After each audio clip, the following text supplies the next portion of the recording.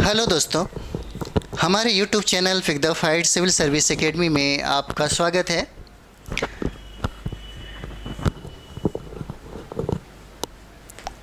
आज हम लोग करंट अफेयर्स का जो MCQ है, जो 25 प्रश्नों का MCQ डेली बाय डेली चलेगा और ये बहुत इम्पॉर्टेंट होगा आपके लिए।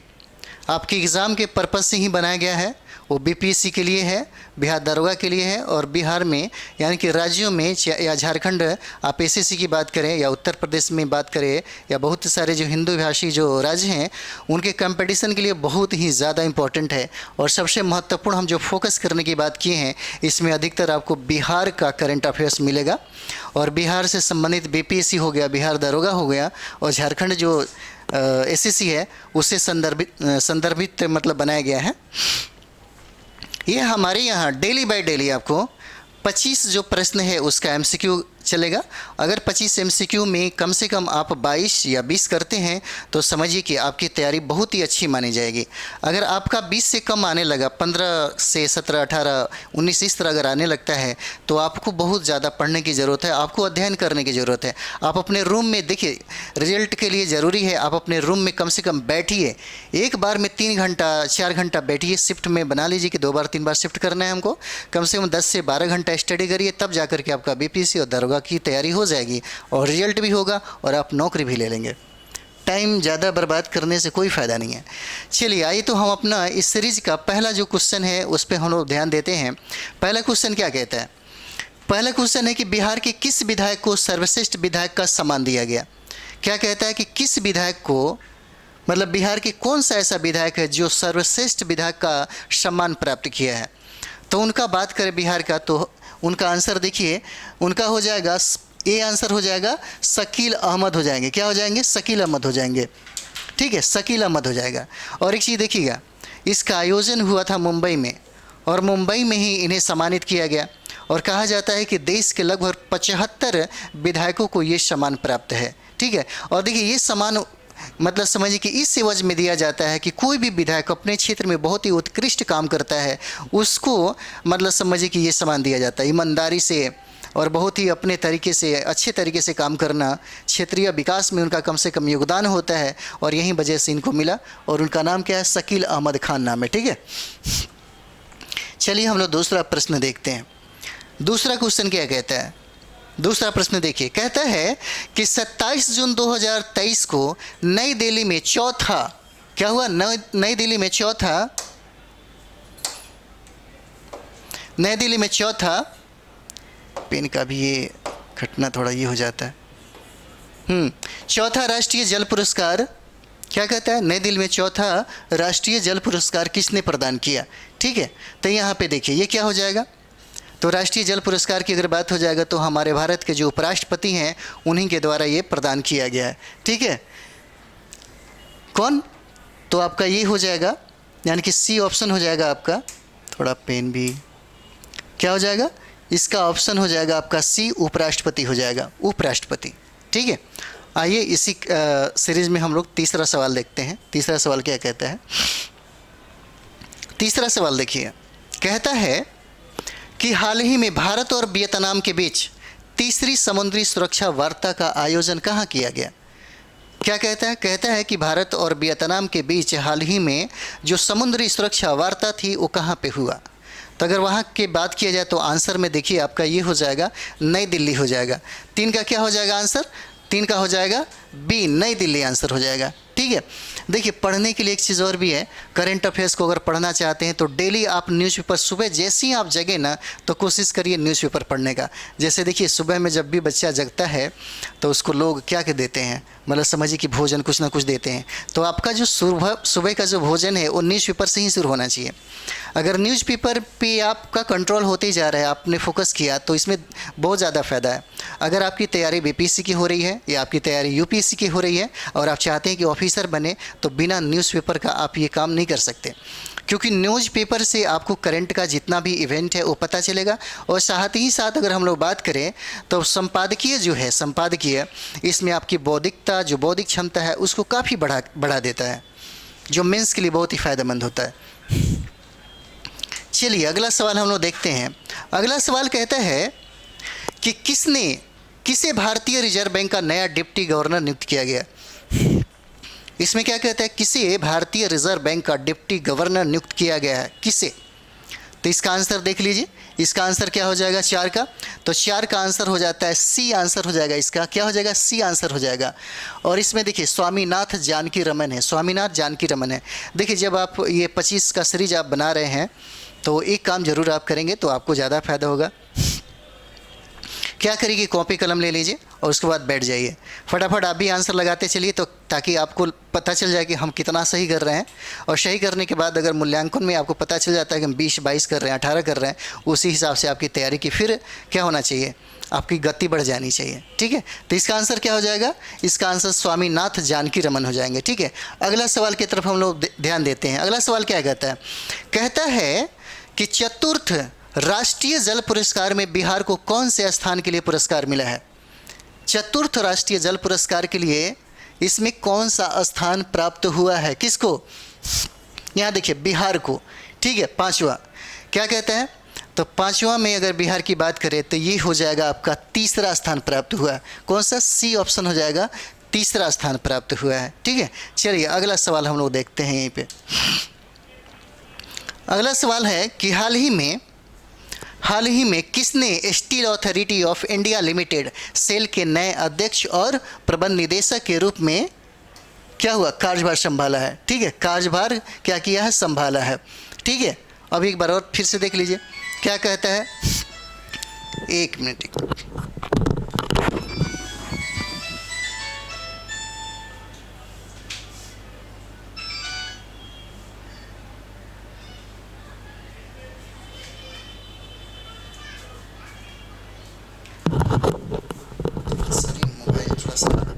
बजने लगा था, उसी को ऑफ करना ज़रूरी था सॉरी।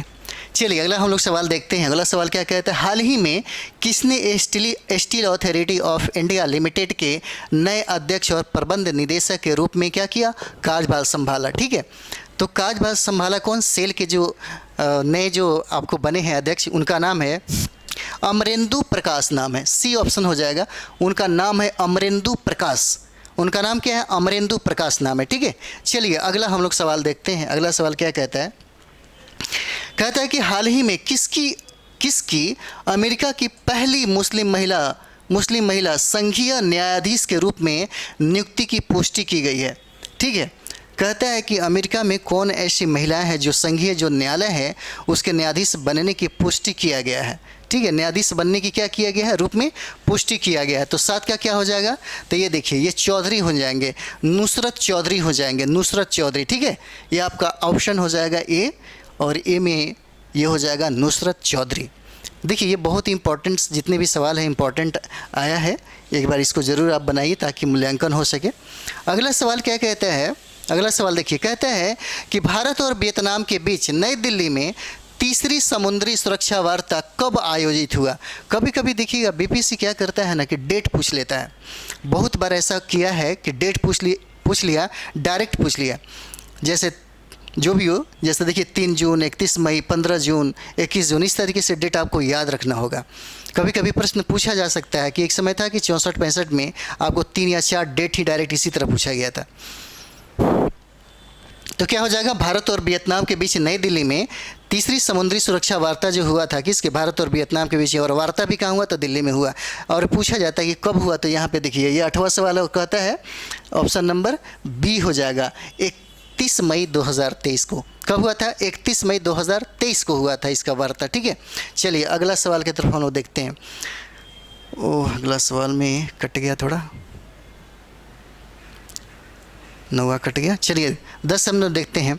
10 क्या कहता है राष्ट्रीय फ्लोरेंस नाइटिंगेल 2023 का पुरस्कार बिहार के, ठीक है, बिहार के किस एएनएम को प्रदान किया गया है।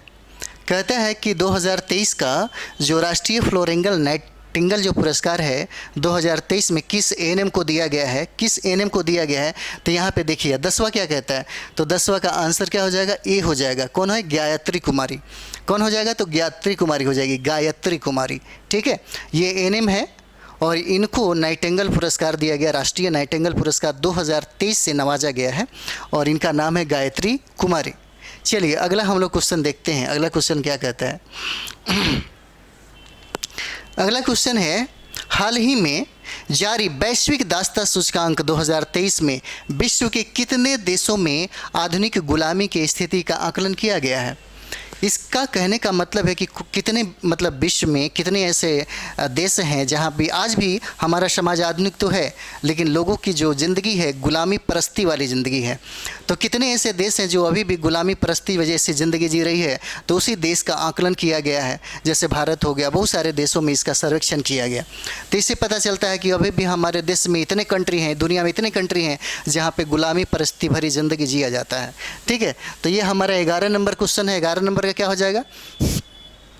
कितने देश हो जाएंगे? तो देशों की संख्या देखिए 160 है। सोच के देखिए, अभी भी गुलामी भरी ज़िंदगी जीने वाले देशों की संख्या क्या है? 160 है। कम नहीं है, 160 बहुत हो गया, 160 है। और गुलामी किसी को पसंद नहीं है। हमारे आधुनिक लोकतंत्र में, आधुनिक भारत में या आधुनिक अगर देश की बात करें तो सभी लोग लोकतंत्र के सरोकार को अपनाना चाहता है। सभी लोगों की जो मानवता का जो अधिकार है, सभी लोग चाहता है कि बड़ी ज़िंदगी जो स्वतंत्र तरीके से हो, स्वच्छंद तरीके से हो, वो जीना चाहता है। और यही वजह है कि सभी लोग चाहता है कि हम बड़ी आज़ाद तरीके से रहें, एकदम खुले आसमान में जो जिस तरह से पंछियाँ अपना मतलब उड़ती है उसी तरीके से। तो ये हमारा कितना देश हो जाएगा? 160 कंट्री हो जाएगा, जहाँ पे आकलन किया गया कि 160 कंट्री ऐसे हैं जो गुलामी भरी परिस्थिति वाला ज़िंदगी जीना चाहता है। ठीक है, तो ये आपका हो जाता है। अगला सवाल हम लोग देखते हैं, अगला सवाल की तरफ हम ध्यान दें। कहता है 12 नंबर क्वेश्चन कहता है कि हाल ही में किस राज्य को राष्ट्रीय जल पुरस्कार के तहत, राष्ट्रीय जल पुरस्कार के तहत, है ना, क्या कहता है? हाल ही में किस राज्य को, यहाँ देखिए, किस राज्य को राष्ट्रीय जल पुरस्कार के तहत सर्वश्रेष्ठ राज्य का प्रथम पुरस्कार प्रदान किया गया? ठीक है, सर्वश्रेष्ठ राज्य का प्रथम पुरस्कार मतलब प्रदान किया गया। ठीक है, और ये अगर राज्यों की बात कर दी जाए तो राज्य क्या हो जाएगा? मध्य प्रदेश हो जाएगा। क्या हो जाएगा? मध्य प्रदेश हो जाएगा। और देखिए, मध्य प्रदेश की अगर बात करें तो मध्य प्रदेश में आप देखिएगा, यहाँ पे कहा जाता है कि वन सर्वाधिक, मतलब वन यहाँ पे सर्वाधिक मात्रा में है। अगर बात करिए यहाँ पे तो मध्य प्रदेश में अनुसूचित जनजातियों की संख्या भी सर्वाधिक है। ठीक है, तो ये सारा चीज़ें आपको मध्य प्रदेश में दिखेगा। और कहा जाता है कि राष्ट्रीय जल पुरस्कार के तहत सर्वश्रेष्ठ यानी कि राज्यों में सबसे अव्वल ये है, सबसे अव्वल है। ठीक है, मध्य प्रदेश का स्थान आता है। चलिए अगला हम लोग सवाल की तरफ देखते हैं, बनाते रहिए आप लोग भी। अगला सवाल है कि हाल ही में भारत मानक ब्यूरो ने कितने फुटवियर उत्पादों के लिए लाइसेंस अनिवार्य किया है? ठीक है, लाइसेंस अनिवार्य किया है। तो यहाँ पे एक बार और देखिए, गौर करिए प्रश्न पे। क्या कहता है कि हाल ही में भारत मानक ब्यूरो ने कितने फुटवियर उत्पादों का लाइसेंस क्या किया है? अनिवार्य कर दिया है। तो लाइसेंस कितने उत्पादों को किया? जैसे फुटवियर की अगर बात कर दिया जाए तो चप्पल हो जाएगा, जूता हो जाएगा, यानी कि समझिए कि जितना आपकी ज़रूरत की चीज़ें वो बनाई जाती है, उसमें उनकी संख्या कितना है? तो 24 है। देखिए 24 उत्पाद हो जाएंगे, इनको लाइसेंस अनिवार्य कर दिया जाए। कितना कर दिया गया? 24 कर दिया गया, 13 का। ठीक है, इसका ऑप्शन हो जाएगा डी, और डी आंसर हो जाएगा। 24 उत्पादों को लाइसेंस देने का क्या किया? अनिवार्य कर दिया। चलिए अगला सवाल हम देखते हैं। अगला सवाल क्या कहता है? हाल ही में देखिएगा, हाल ही में भारतीय मानक ब्यूरो ने आयुष जड़ी बूटियों उत्पादों से संबंधित कितने भारतीय मानकों को अधिसूचित क्या किया? अधिसूचित किया है। कहता है कि हाल ही में भारतीय मानक ब्यूरो ने आयुष जड़ी बूटियों उत्पादों से संबंधित कितने भारतीय मानकों को अधिसूचित किया है? ठीक है, तो इसका आंसर क्या हो जाएगा? ये 14 हो जाएगा। तो 14 का आंसर क्या हो जाएगा? 31 हो जाएगा। इसका ऑप्शन ए हो जाएगा और आंसर 31 हो जाएगा। देखिए ऑप्शन ए हो जाएगा, 31 हो जाएगा। ठीक है, कितने, क्या कहता है कि आयुष यानी कि भारतीय जो मानक ब्यूरो ने आयुष जड़ी बूटियों जो औषधि है इससे संबंधित जो जड़ी बूटी है उत्पादों से संबंधित कितने भारतीय मानकों को, तो क्या हो जाए? 31 हो जाएगा। ठीक है, चलिए अगला सवाल हम लोग देखते हैं। अगला सवाल क्या कहता है? कहता है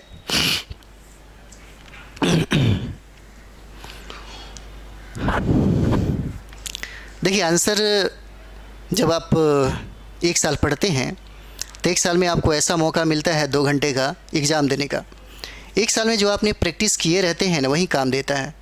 और ये जो हम आपको 25 क्वेश्चन का जो प्रैक्टिस आपसे करवा रहे हैं, ये बहुत फ़ायदा देगा आपको। देखिए जितना प्रैक्टिस करेंगे वहीं जा कर के फ़ायदा होगा। देखिएगा जितने भी क्रिकेटर हैं या जितने भी लोग हैं, जैसे आप देखती हैं रोनाल्डो का आपने नाम सुना हुआ, कहा जाता है कि रोनाल्डो बहुत ज़्यादा वर्क करता था, पूरी पूरी रात वो प्रैक्टिस किया करता था, और ऐसे ही उस दुनिया का सबसे मतलब फुटबॉल में बेताज बादशाह नहीं माना जाता है। अगर बात करें हम लोग भारत के सचिन तेंदुलकर की, तो देखिएगा पूरी रात वो प्रैक्टिस करते थे, तब जा कर के उनका जो मैच होता था वो धमाल वाला, मतलब समझिए कि एकदम फाड़ो ज़बरदस्त होता था। ठीक है, एकदम समझिए कि मस्त और झकास होता था। क्यों? क्योंकि उन्होंने उससे पहले एग्ज़ाम के पहले काफ़ी वक्त दिया, काफ़ी टाइम दिया। यही तो आपके पास टाइम है। आप जितना क्वेश्चन को बनाएंगे, जितना प्रैक्टिस करेंगे, यही तो एग्ज़ाम में आपको फ़ायदा देगा। इसलिए प्रैक्टिस करना बहुत ज़रूरी है सारे सब्जेक्ट का। मैं ये नहीं कहता सिर्फ करंट का ही करिए, सारे सब्जेक्ट का करिए। और जितने भी प्रश्न पूछे गए हैं आपके, जिस चीज़ की आप तैयारी कर रहे हैं, उसके पूर्व में देखिए 10-15 सालों से जो भी प्रश्न आप देख रहे हैं उसका एक बार मूल्यांकन करिए, उसको एक बार बनाइए, तब आपको पता चलेगा कि हम कितने पानी में हैं। ठीक है, और प्रैक्टिस करिए, जितना ज़्यादा से ज़्यादा हो प्रैक्टिस करिए, यही आपको बहुत ही ज़्यादा फ़ायदा पहुँचाएगा। क्वेश्चन क्या कहता है? बिहार में विराट रामायण मंदिर, क्या कहता है, विराट रामायण मंदिर का निर्माण किस जिले में हो रहा है? बिहार में विराट रामायण मंदिर का निर्माण किस जिले में हो रहा है? तो ये जिला आपका हो जाएगा पूर्वी चंपारण। और पूर्वी चंपारण में देखिएगा केसरिया जो बौद्ध स्तूप है, इस विश्व का सबसे बड़ा बौद्ध स्तूप है, वहाँ से बहुत ही नज़दीक है जहाँ पे विराट रामायण मंदिर का निर्माण हो रहा है। और ये किस जिला में पूछा जाएगा? तो ये हो जाएगा आपको बिहार के पूर्वी चंपारण है। उसके बगल में अगर पश्चिम की बात करें तो पश्चिमी चंपारण आता है, जो बिहार का सबसे बड़ा राज्य हो जाएगा। ठीक है, चलिए ये हो जाएगा आपका पूर्वी चंपारण। ठीक है, पूर्वी चंपारण। और यहाँ पे अगर शिवहर की बात कर दिया जाए तो देखिएगा कहा जाता है कि हमारे बिहार में सबसे ज़्यादा जनघनत्व है। ये बीपीएससी बार बार प्रश्न पूछा है। 2011 जनगणना के अनुसार क्या कहा गया है कि बिहार की सबसे ज़्यादा क्या है? जनघनत्व है 1106। अगर बात कर दिया जाए तो 1106 हो जाता है जनघनत्व, जो राज्यों में सबसे ज़्यादा है। लेकिन राज्यों में सबसे ज़्यादा है तो हमारे बिहार में जो 38 जिला है उसमें कौन सा जिला जो सबसे ज़्यादा है? तो आपका हो जाएगा शिवहर हो जाएगा, इसका प्रथम स्थान आता है, बहुत ही ज़्यादा है यहाँ पे। और बात कर दिया जाए, चलिए ये हो गया। अगला सवाल की तरफ हम लोग ध्यान देखते हैं। अगला सवाल क्या कहता है? फ्रेंच ओपन 2023, फ्रेंच ओपन 2023 में पुरुष एकल, देखिए पुरुष एकल भी होता है, महिला एकल भी होता है, संयुक्त भी होता है। ठीक है, ये सारा चीज़ होता है। यहाँ से एक प्रश्न ज़रूर बनता है, जहाँ पे बात करते हैं जब टेबल या आप टेनिस पढ़ते हैं, देखिए खेल से बीपीएससी में 5 से 6 प्रश्न पूछा जाता है। और खेल का एक अलग से हम चाहते हैं कि कुछ दिनों के बाद वीडियो बन जाएगा। अभी तुरंत आपके पास बजट और सर्वेक्षण भी तुरंत मिलने वाला है। और डेली जो सुबह का 5 बजे का जो करंट अफेयर्स है, ये आपके लिए बहुत अति महत्वपूर्ण है। अगर 5 बजे सुबह का जो करंट अफेयर्स है आप अगर रोज़ पढ़ते हैं, रोज़ उसको अच्छा से अध्ययन करते हैं, उसके बाद आप देखिएगा जो सीरीज आप करिएगा 25 क्वेश्चन का, अगर आपसे 22-23 नहीं बनेगा तो बोलिएगा, और बहुत ही अच्छा आपसे मतलब समझिए कि आपकी तैयारी हो जाएगी। बल्कि रोज़ जुड़े रहिए, रोज़ कम से कम इसको देखिए, रोज़ कम से कम पढ़िए। ये क्या कहता है? फ्रेंच ओपन 2023 में पुरुष एकल का खिताब किसने जीता? पुरुष एकल का खिताब किसने जीता? तो देखिए इसका नाम है नोवाक जोकोविच। किसने जीता? तो नोवाक जोकोविच ने जीता। ठीक है, देखिए फ्रेंच ओपन 2023 में पुरुष एकल का खिताब किसने जीता? तो नोवाक जोकोविच ने जीता। तो आप कॉपी कलम अगर लिए हैं तो फटाफट बनाइए ताकि आपका भी मूल्यांकन हो जाएगा। अगला सवाल हम लोग देखते हैं। अगला सवाल कहता है कि हाल ही में किसने, ठीक है, हाल ही में किसने 45वीं यूरोपीय निबंध पुरस्कार, ये बहुत इंपॉर्टेंट है आपके लिए, थोड़ा सा भी हो जाएगा। ठीक है, क्या कहता है? हाल ही में किसने 45वीं यूरोपीय निबंध पुरस्कार 2023 से सम्मानित किया गया? तो इनका नाम है अरुंधति राय नाम है। इनका नाम क्या है? अरुंधति राय है नाम है इनका। इसका ऑप्शन हो जाएगा बी हो जाएगा, अरुंधति राय। ठीक है, और एक समय में कहा जाता है कि नोबेल प्राइज़ जैसे भी पुरस्कार मिले हैं। और हमारे भारत में एक कहा जाता है मिडनाइट चिल्ड्रन जो है, आप लोग पढ़िएगा, मिडनाइट चिल्ड्रन भी बहुत अच्छा लिखा गया है। तो हाल ही में किसने 45वीं यूरोपीय निबंध पुरस्कार 2023 से सम्मानित किया गया? तो वो क्या हो जाएंगे? अरुंधति रॉय हो जाएंगे। ठीक है, चलिए अगले सवाल की तरफ हम लोग ध्यान देते हैं। अगला सवाल क्या कहता है? कहता है कि 18 जून 2023 को 37वें राष्ट्रीय खेलों के शुभंकर का शुभारंभ किसने किया था? कहता है कि 37वें यानी कि 18 जून 2023 को जून 2023 को 37वें राष्ट्रीय खेलों के शुभंकर का शुभारंभ कब किया गया था? ठीक है, तो इसका आंसर मतलब किसने किया था? तो देखिए कभी कभी पूछा जाता है, तो खेल से इसलिए हम ये कर रहे हैं ताकि 7 क्वेश्चन 5 क्वेश्चन आपको बीपीएससी दारोगा में प्रश्न पूछे जा रहे हैं। खेल से हर जगह से अपना अपना एक समझिए कि संबंध है, जैसे नेशनल हो गया, इंटरनेशनल हो गया, खेल हो गया, इवेंट्स हो गया, ये सारी चीज़ें हैं। ठीक है, तो इसका आंसर क्या हो जाएगा? प्रमोद सावंत हो जाएगा, डॉक्टर प्रमोद सावंत हो जाएंगे। ठीक है, ये डॉक्टर प्रमोद सावंत हो जाएंगे। चलिए अगला सवाल हम लोग देखते हैं। अगला सवाल क्या कहता है? हाल ही में राष्ट्रीय संस्थागत रैंकिंग में फ्रेमवर्क द्वारा जारी रैंकिंग में भारत का शीर्ष अभियांत्रिक शिक्षण संस्थान है। कहता है कि कौन ऐसा आपका आईआईटीएन जो शिक्षण है, जो इंजीनियरिंग की पढ़ाई करवाता है, उसमें सबसे ज़्यादा अव्वल है, शीर्ष पे है। ठीक है, वो कौन सा स्थान है? तो आपके पास यहाँ पे समझिए कि 4 ऑप्शन दिया गया है। ठीक है, और 19 नंबर का आंसर क्या कहता है? आईआईटी मद्रास। इसका ही स्थान क्या है? अव्वल हो गया है, आईआईटी मद्रास का। भारत का स्थान इसमें शीर्ष हो गया है अभियांत्रिकी क्षेत्र में। ठीक है, इसका नाम है आईआईटी मद्रास नाम है। ठीक है, आईआईटी मद्रास। अभी देखिएगा आईआईटी के लिए समझिए कि बहुत ज़्यादा काम हो रही है। चलिए अगला सवाल हम लोग देखते हैं। कहते हैं कि बिहार के किस आईपीएस अधिकारी को रॉ का नया चीफ बनाया गया? कहता है कि बिहार के किस अधिकारी को, जो आईपीएस अधिकारी हैं, उसको रॉ का RAW रॉ जो है उसका चीफ बनाया गया। ठीक है, बिहार की कौन सा ऐसा आईपीएस ऑफिसर है? तो 20 नंबर क्या कहता है? तो देखिए इनका नाम है रवि सिन्हा। थोड़ा सा ये हो गया, रवि सिन्हा हो जाएगा इनका नाम है रवि सिन्हा। ठीक है, ये बिहार के वो अधिकारी हैं, जो आईपीएस अधिकारी हैं, जिनका नाम है रवि सिन्हा, और ये रॉ के चीफ बनाए गए हैं। ठीक है, रॉ के चीफ बनाया गया। चलिए अगला सवाल हम लोग देखते हैं। कहता है कि ग्लोबल जेंडर गैप इंडेक्स 2023 में भारत का स्थान कितना है? ठीक है, यानी कि 2021 का जो सवाल है किसका, वो क्या कहता है? देखिए पूरी कहने का मतलब इसको पहले देख लीजिए। ग्लोबल जेंडर गैप इंडेक्स 2023 में भारत का स्थान कितना हो जाएगा? तब बी ऑप्शन हो जाएगा, 135वां स्थान हो जाता है, बी ऑप्शन। एक चीज़ और देखते हैं कि हमारे भारत में जैसे लड़का लड़कियों के बीच में कितना अंतर है, पूरी दुनिया में कितना अंतर है, ये दर्शाता है। अभी भी देखिए हम भारत के जो लोग हैं वो बहुत ही पिछड़े हुए हैं। हमारे यहाँ लैंगिक असमानता अभी भी बहुत ही ज़्यादा अंतर दिखाता है, यानी कि हम भारत में 135वें स्थान पे आते हैं। और बात करेंगे कि प्रथम स्थान कौन है जिसका बहुत ही बेहतर स्थिति है, तो उसका स्थान आ जाएगा आइसलैंड आ जाएगा। क्या हो जाएगा? आइसलैंड हो जाएगा। कहा जाता है कि आइसलैंड ने लगभग 90% से कहीं ज़्यादा क्या किया? लैंगिक असमानता को दूर करने का काम किया है। और इसी तरह अगर बात कर दिया जाए कि नॉर्डिक जो कंट्री है उसने भी लगभग समझिए कि 80-85-90% के राउंड में उसने भी अपने यहाँ अपने देश में लैंगिक असमानता जो है उसको दूर करने का, ख़त्म करने का काम किया है। देखिए लैंगिक असमानता जहाँ कम होगा वहाँ पे उस देश की तरक्की और विकास ज़्यादा माना जाता है। और देखिए हमारे भारत में बहुत सारी समस्या जो है जो नहीं होती है, जैसे मानते हैं कि बेटा बेटियों को दोनों समान रूप से अधिकार देना चाहिए। जैसे आप देखिएगा ना हमारे भारत में ऐसी स्थिति धीरे धीरे प्राप्त हो रही है, क्योंकि जब शिक्षा धीरे धीरे जाएगी ना तो लोग समझदार हो जाएंगे।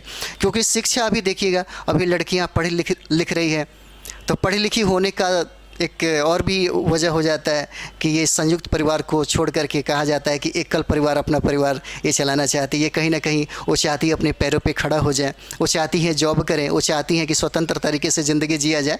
ठीक है, और ये लैंगिक जो असमानता है हमारे भारत में भी मतलब अभी भी देखने को मिलता है। जैसे देख लीजिएगा, एक गार्जियन अपने बेटा और बेटियों के साथ बड़ा अंतर करता है। जैसे हमारे भारत की अगर बात कर ली जाए तो दक्षिण भारत और उत्तरी भारत में बड़ा अंतर है। कहा जाता है कि उत्तर भारत में लड़कियों का सिर्फ एक ही घर होता है, उसका ससुराल, लेकिन दक्षिण भारत की अगर बात कर दिया जाए तो वहाँ पे लड़कियों का 2 घर हो जाता है, एक उसका मायके होता है, उसका ससुराल हो जाता है। तो दोनों संस्कृतियाँ, हम भारत में ही रहते हैं लेकिन संस्कृतियाँ थोड़ा सा डिफरेंट हो जाती है। और रहा सवाल हमारे भारत का जो सुप्रीम कोर्ट, हमारे भारत की जो सरकार है वो चाहती है कि मतलब पिता के संपत्ति में बराबर का हिस्सेदारी हो, किसका? बेटा और बेटी का। लेकिन अभी भी जो सामाजिक कानून है, जो सामाजिक स्तर है, कहीं ना कहीं इसको ये लेके चलता है। और एक चीज़ और भी देखने को मिलता है कि भाई अगर मानते हैं कि आप लड़का हैं तो अगर अपने दोस्त के बर्थडे में जाना चाहते हैं तो रात को कभी भी निकल सकते हैं। आप अपने पिता को बोलिए, माता को बोलिए कि ठीक है मम्मी हम जा रहे हैं, तो ठीक है कोई बात नहीं जाओ। लेकिन वहीं अगर लड़कियां बोल के देखी तो कितनी कुटाई हो जाएगी, है ना। लोग उसको पकड़ के धो देंगे, पता नहीं क्या कहेंगे, अकेली रात को जाओगी, ये हो जाएगा वो हो जाएगा। क्योंकि समाज की जो संरचना है वो थोड़ा सा डरावना बना दिया लड़कियों के लिए, और लड़कियों के लिए सेफ भी नहीं हो रहा। हाँ, अभी मुझे एक और भी बात आ गया कि देखिएगा, यही जो गैपिंग आपको दिखाता है जिसका असर हमको मणिपुर कांड में देखने को मिलता है। तो मणिपुर आप देखिएगा, लड़कियों के साथ बलात्कार किया गया, लड़कियों के साथ बलात्कार किया गया। और बात यह है कि वहाँ पे उन दोनों लड़कियों को समझिए कि नंगा परेड कराया गया। बड़ी दुख की, बड़ी शर्म की बात है हमारे भारत के लिए। हम आधुनिक समाज में क्या क्या होते जा रहे हैं। हम कहीं ना कहीं हमारी महिलाएं मतलब समझिए कि इस ज़मीन को छोड़ के आसमान में जा रही हैं, अंतरिक्ष जा रही हैं, चंद्रमा पे जा रही हैं, ईश्वरों का प्रतिनिधित्व कर रही हैं। वहाँ पे हम अपने देश को कितना गौरवान्वित महसूस करते हैं। लेकिन जैसे ही घटना घटती है मणिपुर जैसे कांड, तो वहाँ पे हम कहीं ना कहीं हतोत्साहित हो जाते हैं। ठीक है, तो ये देखिए, ये जो ग्लोबल जेंडर गैप इंडेक्स जो है, ये क्या कहता है। ये कहता है कि हमारे भारत का जो स्थिति है 135वां है। कहीं ना कहीं हम अन्य देशों की अपेक्षा बहुत ही पिछड़े हुए हैं। हमारे यहाँ जो सामाजिक संरचना है कहीं ना कहीं इसमें विकास की ज़रूरत है। और ये तब विकास होगा जब सभी लोग समान रूप से पढ़ेंगे। अभी देखिएगा, एजुकेशन की अगर बात करें तो शिक्षा के क्षेत्र में पुरुष ही ज़्यादा हैं, महिलाओं की स्थिति अभी भी 20% के अराउंड में, अभी 20% ही मतलब पुरुषों की अपेक्षा कम है। तो चलिए हम लोग बात करते हैं अगला क्वेश्चन पे। अगला क्वेश्चन क्या करता है, हाल ही में चर्चा में रहा कखोवका। देखिए, कखोवका बांध जो है, कखोवका बांध ये बहुत ही ज़्यादा फेमस रहा है। कखोवका बांध से संबंधित जो घटना घटी थी उसी से संबंधित ये प्रश्न कर दिया है। और ये जो कंट्री में है उसका नाम है यूक्रेन। यूक्रेन में है। और देखा जाता है कि यूक्रेन और रशिया के बीच में एक समय बहुत ही विवाद का विषय बन गया था। दोनों के बीच में समझिए कि शीत युद्ध चल गया। और छोटा सा कंट्री है बिल्कुल यूक्रेन है, और एक बहुत ही सोवियत संघ के नाम से जानते हैं हम लोग रशिया को, जो बहुत ही शक्तिशाली है। फिर वो उसने नाक में दम करके रख दिया है यूक्रेन ने। ठीक है, और 22 क्या कहता है, इसका आंसर हो जाएगा यूक्रेन हो जाएगा, बी आंसर हो जाएगा। ठीक है, चलिए अगला हम लोग सवाल देखते हैं। कहता है कि हाल ही में लोकार्पित भारत का नया संसद भवन किस योजना के तहत निर्मित किया गया है। किस योजना के तहत हमारे जो नया संसद भवन बना, किस योजना के तहत इसका निर्माण हुआ। तो अगर बात कर दिया जाए तो इसका ऑप्शन ए हो जाएगा, सेंट्रल विस्टा प्रोजेक्ट के तहत हुआ। किसके तहत हुआ, सेंट्रल विस्टा प्रोजेक्ट के तहत हुआ। और सबसे बड़ी बात यह भी कि 28 मई 2023 को हमारे भारत के जो माननीय प्रधानमंत्री हैं, इन्होंने क्या किया था, इस संसद भवन का क्या किया, उद्घाटन किया। ठीक है, ये 28 मई 2023 को। और ये किसके अंतर्गत बना, तो सेंट्रल विस्टा प्रोजेक्ट के तहत बना। ठीक है, चलिए अगला हम लोग देखते हैं। 24 नंबर सवाल क्या कहता है, हाल ही में वित्तीय समावेशन डैशबोर्ड अंतर्दृष्टि को किस संस्था ने लॉन्च किया है। ठीक है, किस संस्था ने क्या किया, लॉन्च किया।